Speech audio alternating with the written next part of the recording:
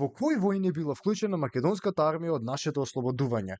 Поради што ние сакавме да влеземе во НАТО, бевме дел од многумина НАТО мисии. По Косовската војна во 99 година македонската војска е дел од КФОР, се до ден денеска. КФОР е дел од НАТО мисија што пробува да го задржи мирот и стабилноста во Косово, додека па во 2001 година македонската војска е дел од македонската граѓанска војна или како сакаш да ја наречеш. Во август 2002 година македонската војска е дел од ИСАФ, тоа е НАТО мисија во Авганистан, која трае до 2014 година. Во НАТО операциите во Сомалија во 2009 година и во Либија во 2011 година македонската војска официјално не е дел од тоа, но сепак има некаква минимална помош. Додека пак во 2015 година македонската војска е дел од операцијата РСМ во Авганистан, што завршува во 2021 година. И последно нешто што сме биле дел од е војната во Украина, каде што Македонија има пратено воено оружје.